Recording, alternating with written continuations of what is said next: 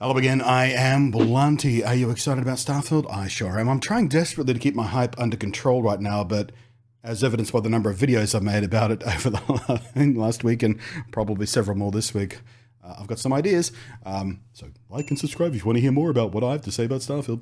But I'm trying to keep the hype under control because it is coming from Bethesda, and Bethesda, well, to put it the most blunt way possible, Bethesda has never, and I mean never, actually released a finished game. Which is something a lot of devs suffer from these days. We'll not be entering the dialogue about Baldur's Gate 3 being one of the very rare finished games actually being sold to people. Because, quite frankly, that didn't release finished. That spent like 2 years in early access. That doesn't really count. That'll set off the arguments. But I got a lot of pushback from this kind of concept of expecting Starfield to be broken. Being confused by people who expect this game to be some sort of golden nugget of redemption for Bethesda. Bethesda have never demonstrated in their entire history of gaming that they're capable or willing to release an finished product. A game that has been stamped out as many bugs as possible, a game that is content complete, a game that doesn't rely on a roadmap of patches and content and stuff, and already this game isn't complete because you can buy a special Constellation Edition which promises, well, if you pay a little extra now, there's more of the game coming later.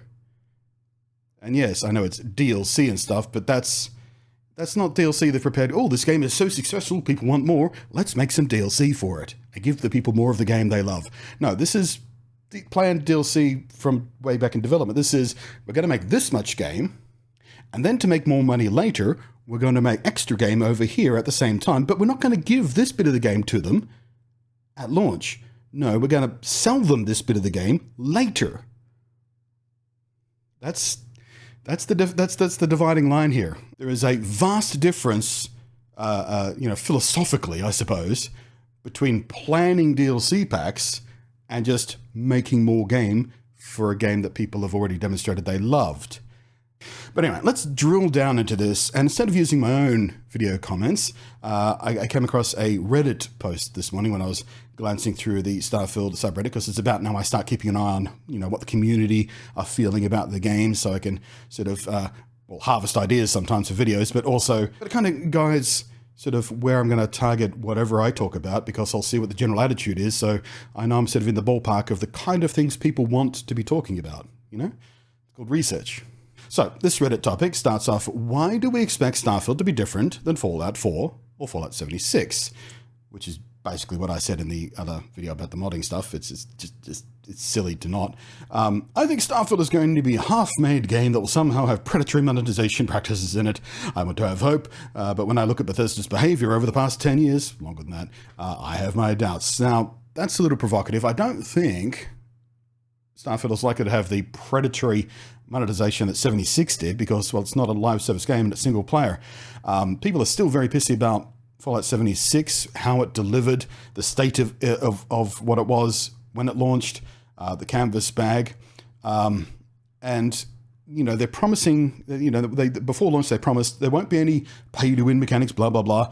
But within months, there were pay-to-win mechanics in the cash shop. You could buy repair kits and stuff like that, which is essentially pay-to-win because you can just pay to keep your gear in top-notch condition instead of working towards that in-game.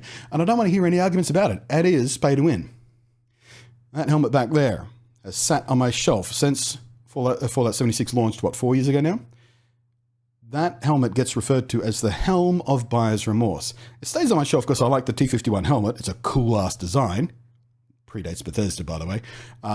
I can light it up from the inside so it looks cool. There's a little set piece there. It's nice and big, shows up well on camera. I like it. But I do refer to it as the Helm of Buyer's Remorse because it is the helmet that came with the collector's edition of Fallout 76 that I paid hundreds of dollars for and regretted very, very rapidly. But monetization issues aside, the poster of this, what's his name, French 43, is right. There's no reason to expect Bethesda to have changed their tune, so let's see what other people are saying and have a chat about that. Jesus Christ, just don't buy the game. It's really that simple. You don't understand. Bethesda is holding a gun to their... I hate this argument. Nobody's holding a gun to your head. You don't have to buy it. People want games to be good. They want to enjoy things. They're critical about them because they're worried they won't be good. That's the whole point here. We want Starfield to be amazing. We want it to be one of the best games ever. But we're also critical about it and worried about it because we've seen everything else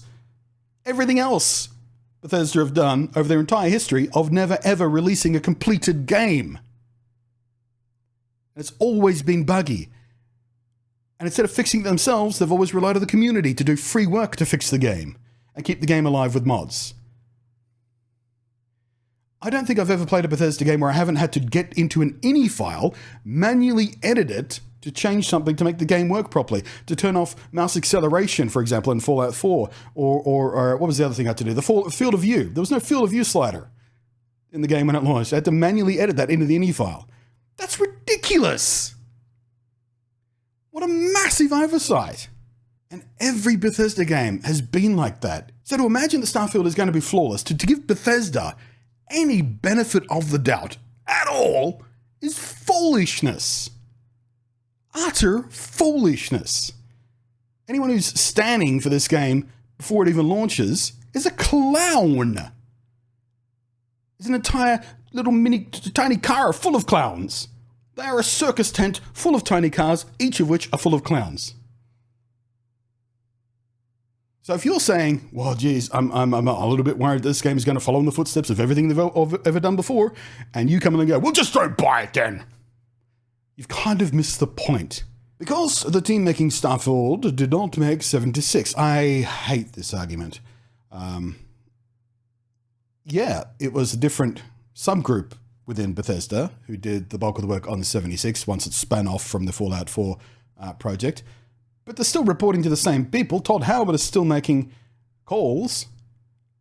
You can't imagine.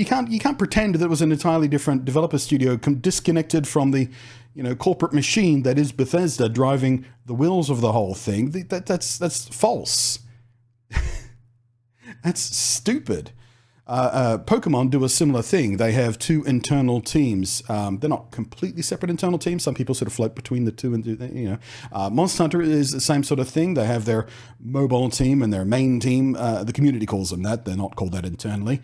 And a lot of other studios that do have, regular release beats for a particular IP series do split teams up like this way to help, get that pace going.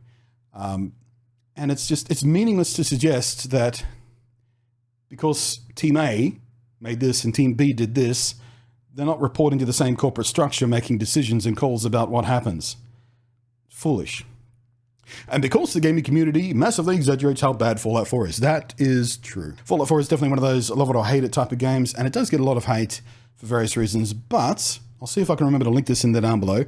Many a true nerd, who I imagine many people who watch my stuff probably have found him at some point, a year or two ago, I think, made a really nice video. It might have been a series of videos. I remember it's quite long.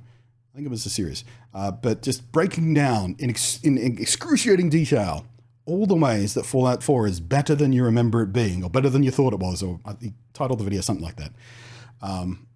I really suggest you sit down and watch those videos. Just settle down with a cup of tea and a snack and just watch that, because he's right about so much stuff.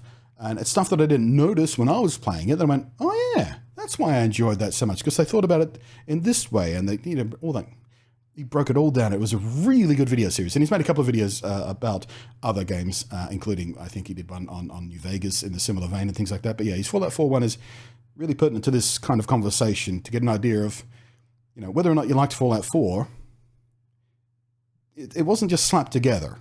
There was decisions made. How do you think you are getting anything other than Skyrim/Fallout 4 in space? I'm not suggesting this is a bad thing, as I love Skyrim and Fallout 4, but it is beyond crazy to think that this will not be the same formula, just in space. I mean, why would they change the formula when Skyrim and Fallout 4 have such massive, been such massive sellers? That's probably a more eloquent way to explain what I was talking about at the start of this video. There is no reason to expect it to be, different. It is going to be the same, but in space, and evolved as any game over time does. I mean, Doom is not the same game it used to be, but it still has the same basic bones of an idea at the base of it. It's high speed, rapid, shooty, gory, demony thing. And Starfield is going to be Fallout 4 in space. It's going to be space Skyrim. It is going to be that. Because why would Bethesda walk away from a formula that has worked so well for the other two games? People are still playing Skyrim to this day. This game will come out and everyone will sing its praises as if it's the next benchmark of any future game. It will be discussed as the biggest game of the year contender. It will be applauded for being so big and robust and such a leap from previous Bethesda titles.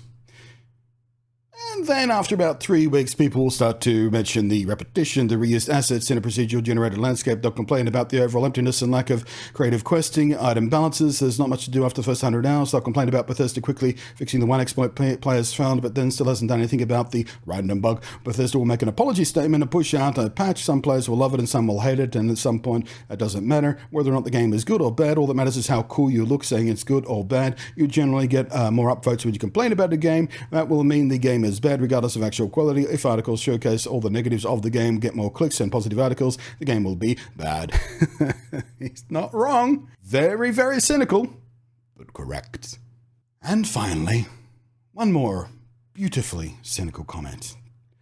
I'm sure Bethesda have learned from their mistakes, to the same extent that gamers have learned not to pre-order. Popcorn is ready either way. And that's the thing.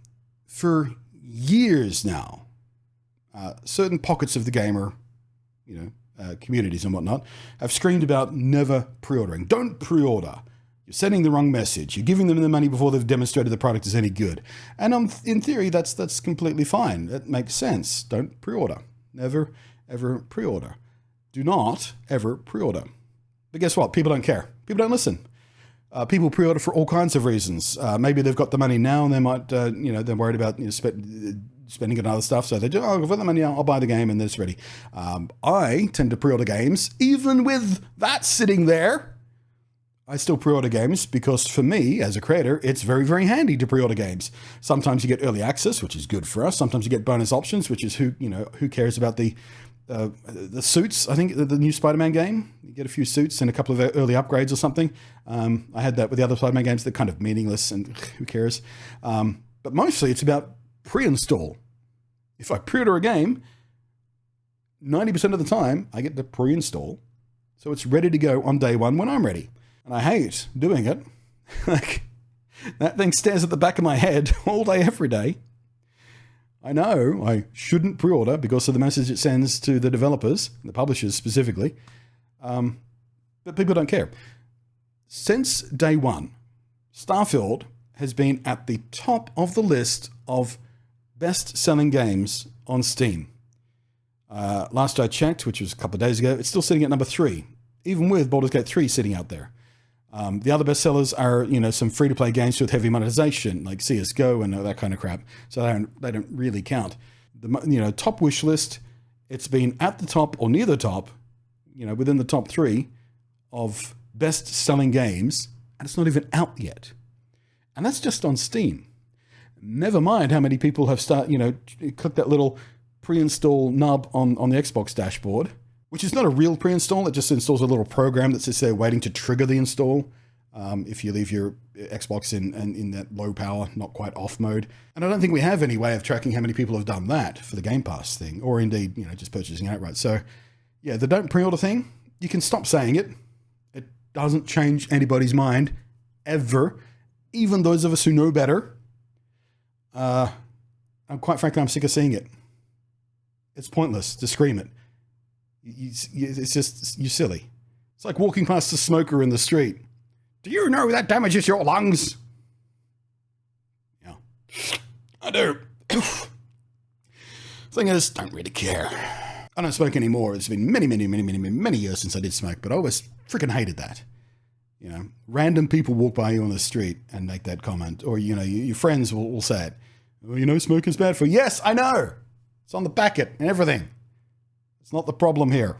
Problem's in here. And if that was going to change just for having some rando come up to me and go, do you know that's bad for you? Don't pre-order. If that was going to change anything, it would have already changed. So just shh. Off you go. Off you go. Anyway, thank you for watching. Again, sat down to make a short video, wound up with a long video. Always happens. We'll see how much I can edit it down. To give you an idea, oh man, half an hour worth of recording. How long is this video? I guess I guess I can get it down to 21 minutes, maybe. Thanks for watching. I'm Bloody. Catch you next time. Thank you as always to the patrons scrolling up above there. Starfield. Pre-order now.